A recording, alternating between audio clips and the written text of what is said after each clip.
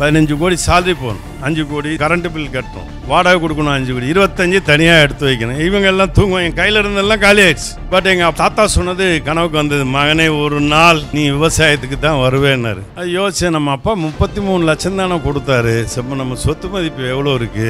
எங்க சிஓக்கு group call zoom காலில் போட்டு, சார் நம்ம salary போட வேண்டாம், எந்த நிறுவனமும் போடல, நம்ம என்ன பண்ணலான்னாரு. இல்லை நீங்க salary போட்டே ஆகணும், கொடுத்துருங்க. சார் கையில பணமே இல்லைன்னு. இல்லை நான் பேங்க்ல பேசிட்டு இருக்கேன். சின்ன வயசுல நம்ம அம்மா கிட்ட சொன்னல வெத்து கையின்னு, கையில் தானே சார் போட போகிறோம், கையெழுத்து போட்டு லோனை வாங்கிடுவோம்னு லோனை வாங்க.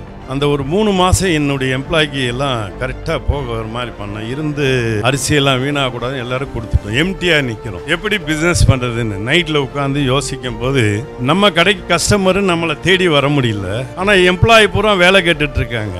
நம்ம ஒரு நாளைக்கு 55,000 லிட்டர் பால் வரும், வெஜிடபிள்ஸு வந்துடும். நாங்கள் அதெல்லாம் பிஸ்னஸ் பண்ணிகிட்டு இருக்கோம். இதெல்லாம் செலவு பண்ண முடியல. அப்புறம் நைட்டில் அடுத்த நாள் சிஓட்ட இன்னைக்கு ஜூம் கால் மீட்டிங்கு, முக்கியமான மேனேஜர், பெரிய பெரிய அப்பார்ட்மெண்ட்ஸ் எங்கே இருக்கோ அவங்களெல்லாம் லைனில் எடுங்க, 11 மணிக்கு மீட்டிங். அந்த ஹோல் நைட்டு தூங்காமல் டிசைன் பண்ணேன். அப்புறம் தம்பி, நம்ம ஏன் கஸ்டமரை வர வைக்கணும், நீங்கள் எல்லாம் போய் கஸ்டமரை தேடுங்க, எல்லாருக்கும் இவ்வளோ பெர்சன்டேஜ், அந்த அப்பார்ட்மெண்ட்டில் இருக்கவங்களுக்கெல்லாம் அந்த செக்ரட்டரி இவங்களுக்கெல்லாம் இவ்வளோ டிஸ்கவுண்ட் கொடுத்துரு, தோத்துருங்க, நீங்கள் கையில் இருந்து லூஸ் பண்ணுங்க. இப்போ காய்கறி வாங்குறதுக்கு வெளியே போக முடியல, பால் வாங்க முடியல, இட்லி மாவு வாங்க முடியல, எதுவுமே வாங்க முடியல, ஸ்நாக்ஸ் வீட்டில் உட்காந்து திங்க முடியல.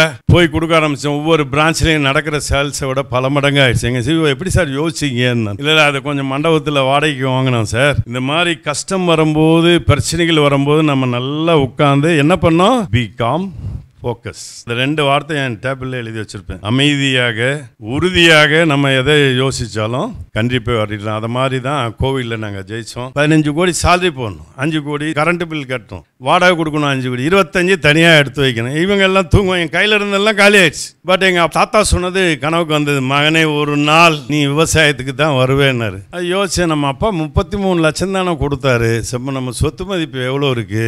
எங்கள் சிஓக்கு குரூப் கால் ஜூம் காலில் போட்டு, சார் நம்ம salary போட வேண்டாம், எந்த நிறுவனமும் போடல, நம்ம என்ன பண்ணலான்னாரு. இல்லை நீங்கள் salary போட்டே ஆகணும், கொடுத்துருங்க. சார் கையில் பணமே இல்லைன்னு. இல்லை நான் பேங்க்கில் பேசிகிட்டு இருக்கேன்.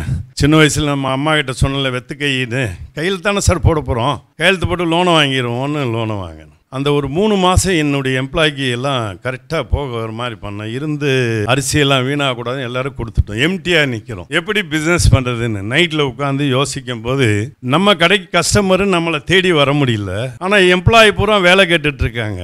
நம்ம ஒரு நாளைக்கு 55,000 லிட்டர் பால் வரும், வெஜிடபிள்ஸு வந்துடும். நாங்கள் அதெல்லாம் பிஸ்னஸ் பண்ணிகிட்டு இருக்கோம். இதெல்லாம் செலவு பண்ண முடியல. அப்புறம் நைட்டில் அடுத்த நாள் சிஓட்ட இன்னைக்கு ஜூம் கால் மீட்டிங்கு, முக்கியமான மேனேஜர், பெரிய பெரிய அப்பார்ட்மெண்ட்ஸ் எங்கே இருக்கோ அவங்களெல்லாம் லைனில் எடுங்க,